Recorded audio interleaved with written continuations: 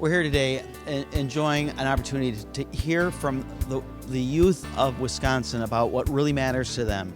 It's so encouraging when you sit back and listen to them because they understand what the problems are, and more importantly, they're ready to work at real solutions. Now what we have to do is listen, and our community has to come together in ways that support them and their vision of solutions that are student-led, initiated, and conceived by students.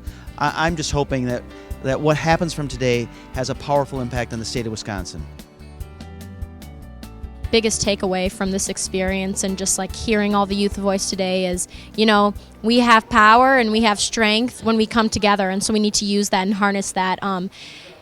We have the ability to bring our dreams and make them into action, so it's important that we don't just talk about it, we do it. So after hearing all of these speeches from these different students, listening to other people about how they're impacting their community, what would you say to future generations? What would be your hope and inspiration for them? What I would say is taking any free game that people like them give you. And like my future hopes, like for my community, I would say, I wish things would get better for my school district and others. How does your community inspire you? I would say there's a lot of different aspects in my community. There's so much to offer from everybody. I really feel like there's just too much to kind of name at once, but I feel like it all comes together and we all, serve a purpose, and maybe it's not one specific purpose, but we all come together at one point and it connects us together. And what is the importance of that togetherness? Just working as one, honestly. If we're not one, then how can we grow? How can we get better in life, So coming together, especially with different races, different people of all sorts of colors, it works for the better. And what I took away from this experience was hearing different voices from different parts of Wisconsin, especially parts that I wasn't so familiar with, and it was nice and refreshing hearing all their voices. And I would love to talk to them more. I think that's something as this program that I wish I would have had more of the opportunity to do. But it was really nice overall hearing all their voices, interviewing with people, asking them questions that I wanted answers to. What did you want to take away from coming here today, and why did you come here today? For me, I really enjoy being active in youth organizations and nonprofits. And sometimes it's disheartening, right? Because you aren't always able to make a change. And there's a lot of failure. But being in a space where there are so many people who are so passionate about what they do, and seeing the success stories and seeing the positive failures almost is really, really lovely to see. My first reaction was that I felt a message of both apology and optimism are in order. An apology because of what my generation is leaving yours. I can only think of the challenges that our government will face when a missing ingredient in our civic discourse is civility. And without civility, there can be no communications, no compromise, and that paralyzes government at all levels. And we're seeing that the lack of civility is challenging our ability to function in a democratic society. My biggest takeaway was listening to the boys from Beloit because they referenced something, the point of apathy. They considered their community at a point where there was simply no one or almost nobody that wanted to fix things. And it inspired me because despite their circumstances, they chose not to be a victim, and they chose to stand up and do what's right. And ultimately, they're leading more and more people around them each day. So if they can do it, we can surely solve problems too. So what I want to ask you is, what motivates you to solve problems within your community? I would say the kids. They motivate us a lot. What would you say to encourage other students who might be a little afraid to voice their opinion? I think as the youth populace, our voices are so much powerful than we think. And we're seeing this with the protests that college students are doing across the country, that when their voices all come together, they're heard so much more louder. And I think that as a kid who feels very passionate about mental health or global issues, it can feel hard to feel like you can do anything, and it can feel hard to make a change. But that's where the solidarity comes in, and that's where making friends and sharing the message comes in. And it's so much more powerful than you would be alone. My question is for you, after hearing all these youth talk about how passionate they are for the future and just hearing youth voice, what is encouraging to you and how are you going to help attack these issues? Absolutely. What I saw was tenacity that really the next generation needs to embrace. And such as myself, I'm 29 years old. I first ran for office when I was 27 years old. And so it's nice seeing this next wave of leadership that's energized and ready to take on tomorrow's problems. And so I'm going to do everything I can from my perspective as a state representative, as well as stopping into these schools and saying, how can I help? So that's really my goal here, is embrace the next generation, help them lead. How does it feel coming with, of course, the youth, to come see everybody just showcase their issues? Honestly, like, mental health is like super important. Leadership, super important. Being at first stage, you kind of learn pretty quick that you have to learn how to take risks and support people around you. And honestly, to be at Lambeau is kind of exciting, mostly because I've been waiting for season tickets my entire life and just want to be here and maybe talk to Mark Murphy, see if he can give me a couple tickets. Why is it important to get youth involved and to teach them that they do have a voice that needs to be heard?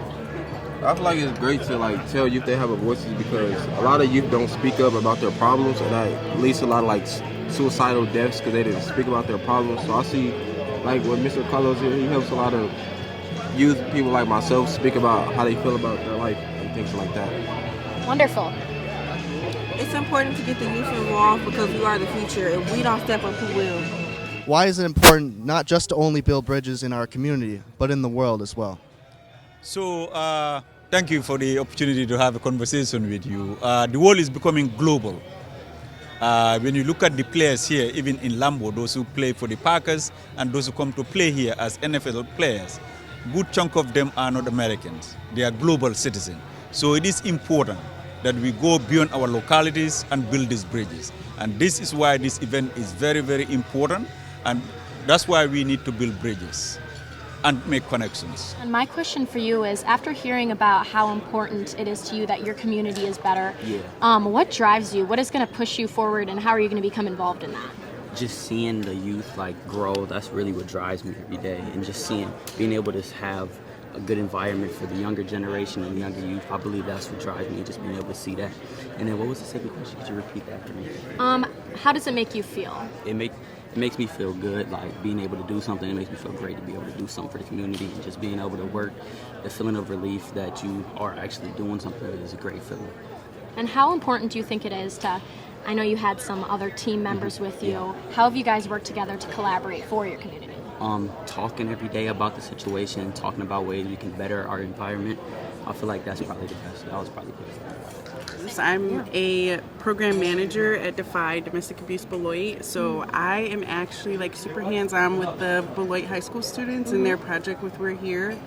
And it was really good to come here. I was just telling them today and kind of hear about what all the other schools are doing.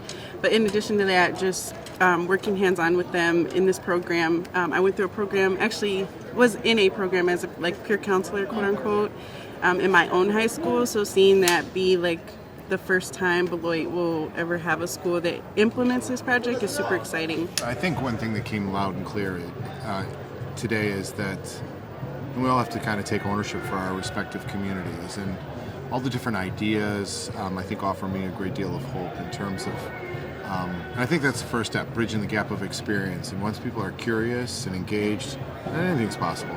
How did it feel seeing all the different voices from different walks of life come up on stage today? It was really amazing and moving, to see that other people are here for you and know what to do, and just a big community and help you out.